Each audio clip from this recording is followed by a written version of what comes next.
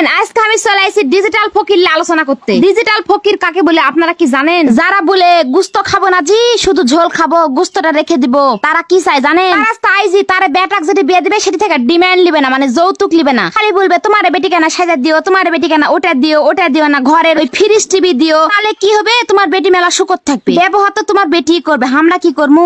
আর যদি না ভালোবাসে আপনার জামাইকে একটা মোটরসাইকেল দেন, তাহলে তো আরো ভালো। ওই মোটরসাইকেল কি আমরা চলমু? ওই এনা সুযোগ পাইলে আপনার জামাই বেটি চড়া ঘুরবে, আপনার বেটির মনটা ভালো হবে ঘুরতে পারলে।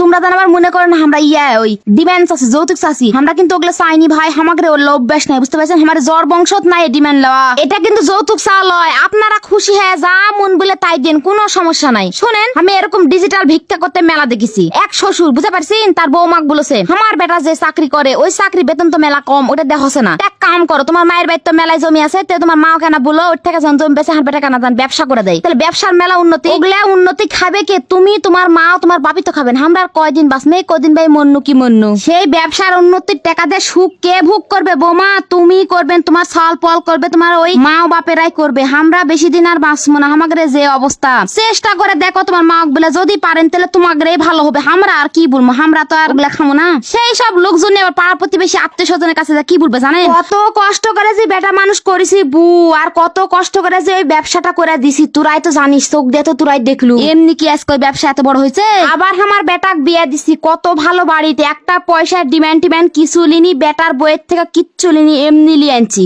এখন মুট কথা কি জানেন বোন? তারা যৌতুক চাইনি তোমার বাপ মায়ের বাড়ি থেকে। তারা কি চাইছে? তারা চাইছে আপনার বেটি যান ভালো থাকে, এই জন্য আপনার বেটিক যা দাওয়াত দিবেন, আপনার বেটি যান সুখে থাকতে পারে, মোটামুটি অঙ্কের যা দাওয়াত দিবেন। আমার মতে এগুলা কি বলে জানেন? এগুলা হলো ডিজিটাল ভিক্ষা। এই ডিজিটাল ভিখারিকের বক্তব্য হলো কি জানেন? যৌতুক লেওয়া দেওয়া কিন্তু আমরা পছন্দ করি না ভাই, বুঝতে পারছেন? আমরা যৌতুক লিওনি দিওনি। আমার বেটি বেটাকে বিয়ে দিছি, আরো ওগুলার থেকেও আমরা যৌতুক লিনি। আমাদের বাপ দাদা 14 গোষ্ঠী মানে আমাদের জ্বর বংশ তেলে যৌতুক লেই নাই। খালি আমরা না বলেছি তোমার বেটির ভালোর জন্য, জান তোমার বেটির ভালো হয়, তোমার বেটি জান ভালো থাকতে পারে। কোনো একটা জিনিসের দাবি করিনি ভাই, তোমরা যা দিবেন দিও। তারা আবার গ্রামে গ্রামে আত্মীয় স্বজনের বাড়ির যা বড় বড় কথা বলবে। আসলে আমার মতে কি জানেন? তারা তো সত্যি কথাই বলেছে। তারা কোনো যৌতুক লেয়নি, তারা কোনো ডিমান্ড লাইনি। তারা হলো করেছে কি ওই ডিজিটাল ভিক্ষে। তাদের বক্তব্য হলো কি ওই আপনার বেটিকে না হলো সাথে সাজায় দিবেন, ওই না কানে জিনিস দিবেন, না আংটি দিবেন, আর ওই দেখালে ওই দেখালি একটা ওই দুটা চুরি দিলেই হবে। এগুলা কি আমরা পড়মু? এগুলা ওই আপনার বেটি পরে থাকতে আপনার বাড়ির যখন আসবে সাথে তখন দেখতে কতই ভালো লাগবে। এগুলা হলো এখনকার আমাদের ডিজিটাল ভিখারি। এগুলা ডিজিটাল ভিখারি যদি আপনাদের আশেপাশে